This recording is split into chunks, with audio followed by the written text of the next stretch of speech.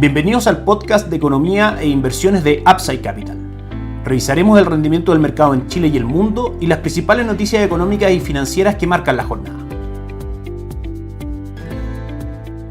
Muy buenos días, ¿cómo están ustedes? Viernes 1 de abril de 2022. Soy Ramiro Galeano, fundador de Upside Capital, y les doy la bienvenida a otra edición más de mercados en Upside Capital. Continúan los malos datos macroeconómicos para la economía local. El día de hoy se va a conocer el IMASEC, el índice mensual de actividad económica del mes de febrero de este 2022, que arroja un crecimiento, si bien bastante positivo, de un 6.8%, mucho menor a lo esperado por el mercado, que se situaba en 8.2%. El índice mensual de actividad económica crece entonces en febrero un 6.8, informado, como decíamos, por el Banco Central de Chile, una variación que se ubica por debajo de lo esperado por el mercado. Este dato, como decíamos, se suma a una serie de datos macroeconómicos negativos que hemos tenido durante esta semana. Si bien el alza por parte del Banco Central de la tasa política monetaria fue menor a lo esperado, de todas maneras es una tasa del 7%, muy por sobre los niveles de tasas que Chile está acostumbrado los últimos 3 o 4 años, y en general es una condición menos expansiva para la economía de lo que teníamos antes. Y también resaltar que el día miércoles, como hemos repetido varias veces esta semana, el informe de política monetaria destacó que el crecimiento de Chile debiese estar en un promedio del 1.5% durante este año, rebajando la expectativa de crecimiento para este 2022 y para el año 2023, ubicando una inflación en promedio cerca del 8% anual, terminando el año cercano al 5-6%, y en general unas condiciones macroeconómicas acompañadas por variables políticas como la discusión de la nueva constitución, que claramente no ha apuntado, no ha tenido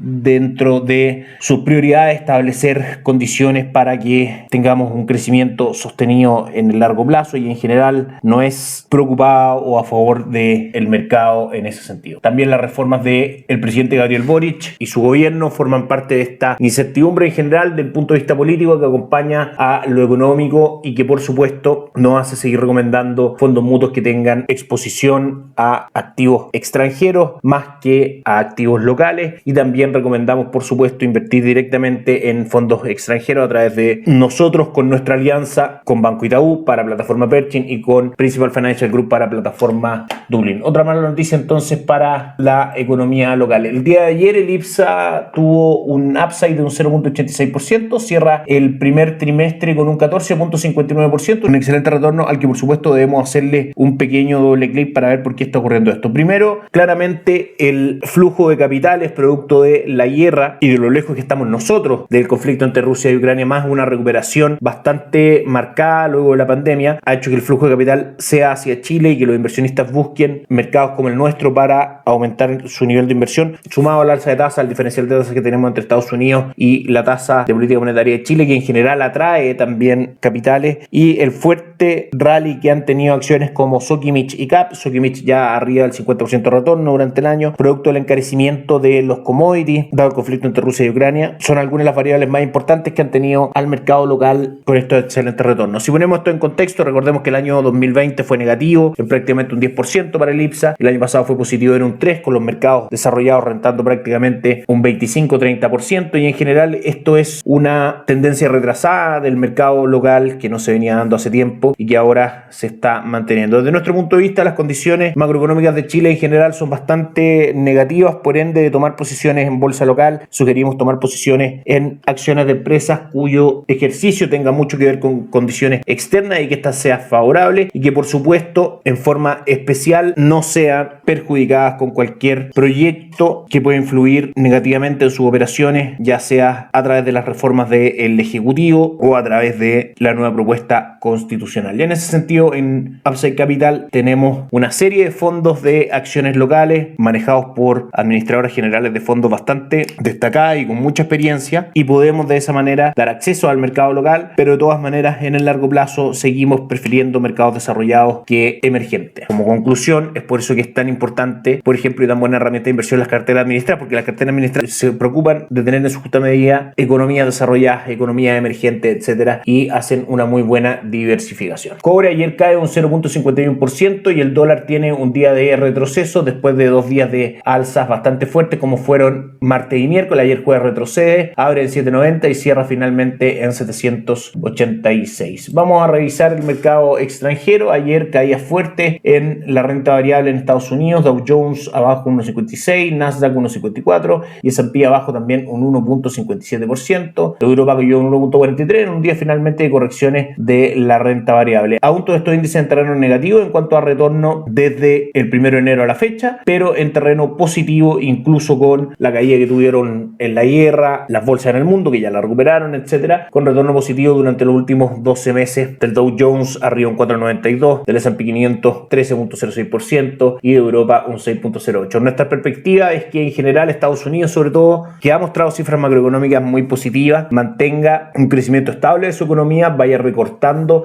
las presiones inflacionarias y con eso aumentar el retorno en el largo plazo de su mercado de capitales. Revisamos el calendario económico y tiene bastantes noticias el día de hoy. La noticia más importante del mes es el empleo no agrícola de Estados Unidos, la creación de empleo no agrícola de Estados Unidos, su tasa de desempleo y su ingreso por hora se publicaron hoy en la mañana y el resultado es bastante a favor de los mercados desde nuestro punto de vista. Se esperaban 490.000 puestos de trabajo creados, la economía de Estados Unidos crea solamente 431.000, aumenta el ingreso medio por hora de un 5.5 a un 5.6% y la tasa de desempleo vuelve a caer del 3.7 al 3.6%. En términos simples, si bien la economía genera empleo, genera menos de lo esperado y esto desde el punto de vista de los mercados puede incluso tomarse como una buena noticia porque ya han habido varias noticias respecto al mercado de vivienda, Producto Interno Bruto y ahora el tema del empleo, en que Estados Unidos muestra, si bien un avance en las cifras macroeconómicas, este avance es menor a lo esperado y eso se traduce en menores presiones inflacionarias que a su vez podrían hacer que la Reserva Federal no sea tan agresiva en su alza de tasa, impulsando a los mercados de renta variable. Vamos a ver cuál es la reacción. Otros datos macroeconómicos, PMI manufacturero por debajo de lo esperado también, se esperaban 59 puntos, marca 57.1 puntos. También el PMI en Europa marca por debajo de lo esperado. En general la actividad debería seguir expandiéndose, pero menos de lo que el mercado esperaba, eso muestran estos datos. Y el IPC de la zona euro en su medida subyacente arroja un 3% versus el 3.1 esperado, de manera que también es una buena noticia. Es decir, hoy en día en Estados Unidos lo que se está mostrando es que las perspectivas de alza de tasas finalmente están dando resultados para que haya una pequeña contracción económica, sacrificar ese mayor crecimiento para finalmente poder contener la inflación, que es desde el punto de vista a largo plazo lo más saludable para la economía. Y nos vamos a hacer una rápida revisión por los mercados. El IPSA el día de hoy sube un 0.76%, manteniendo la tendencia al alza. Si nos vamos al dólar peso, marca en nuestra pantalla 785, muy similar al cierre del día de ayer. Commodity, destacamos a esta hora la caída que está manteniendo el cobre, cayendo un 0.6%, luego de conocerse también en cuanto a calendario económico el PMI manufacturero Caixin, que es una empresa de estudio finalmente en China, que arroja también 48 puntos en su medición, muy por debajo de los 50 puntos que se esperaba, y arroja contracción en la industria manufacturera en China, o así por lo menos es como lo ven los gerentes de compra de las principales empresas manufactureras de ese país. Sin grandes variaciones, el petróleo WTI y el petróleo Brent cotizan en $100 y $105 por barril respectivamente, y los mercados, buena jornada en Asia, el Hansen de Hong Kong sube un 0.19, Shanghai arriba un 0.94 y el Nikkei 225 retrocede un 0.56. Europa, el Eurostock 50 marca 0.51% de ganancias el día de hoy, con el DAX alemán subiendo un 0.26 y Estados Unidos marca el Dow Jones subiendo un 0.1%, el S&P 500 un 0.12 y el Nasdaq un 0.12% también. Con eso finalizamos el podcast del día de hoy. Que tengan un excelente fin de semana. Nos encontramos el lunes. Chao, chao.